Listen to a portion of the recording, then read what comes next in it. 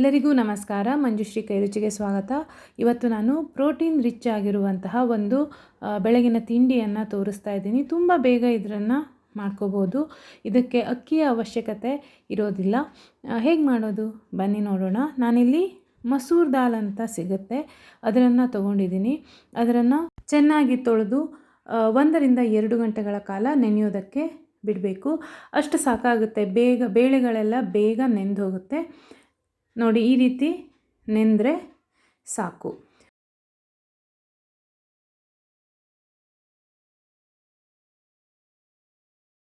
ಈಗ ನೆನೆಸಿಟ್ಟಿರುವಂತಹ ದಾಲ್ ಅಂದರೆ ಮಸೂರ್ ದಾಲನ್ನು ನೀರಿನ ಸಮೇತ ನೀವು ಕೂಡ ಹಾಕೋಬೋದು.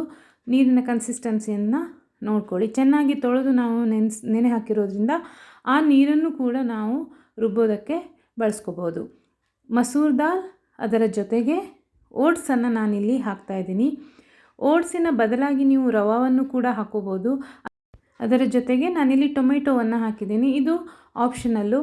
ತುಂಬ ಚಂದದ ಕಲರ್ ಬರುತ್ತೆ ಅಂತ ನಾನು ಹಾಕಿದ್ದೀನಿ. ಹಾಗೆ ಹಸಿ ಶುಂಠಿಯನ್ನು ಹಾಕ್ಕೊಂಡಿದ್ದೀನಿ. ರುಚಿಗೆ ತಕ್ಕಷ್ಟು ಉಪ್ಪನ್ನು ಕೂಡ ಇಲ್ಲಿ ಸೇರಿಸಿದ್ದೀನಿ. ಇದರ ಜೊತೆಗೆ ಸ್ವಲ್ಪ ಇಂಗನ್ನು ನೀವು ಬೇಕಿದ್ದರೆ ಹಾಕೋಬೋದು.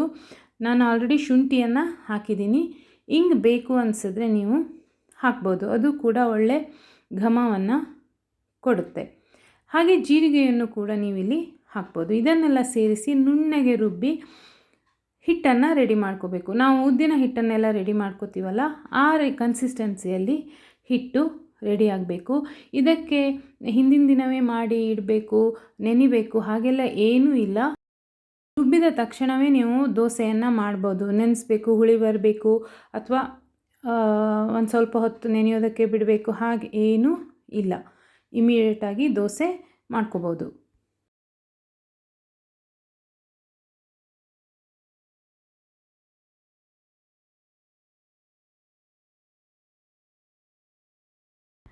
ಈಗ ಕಾವಲಿಯನ್ನು ಕಾಯಿಸಿ ತೆಳುವಾದ ದೋಸೆಯನ್ನು ಮಾಡ್ಕೋಬೇಕು. ತೆಳುವಾದ ದೋಸೆ ಸ್ವಲ್ಪ ಕ್ರಿಸ್ಪ್ ಆದರೆ ತಿನ್ನೋದಕ್ಕೆ ಚೆನ್ನಾಗಿರುತ್ತೆ.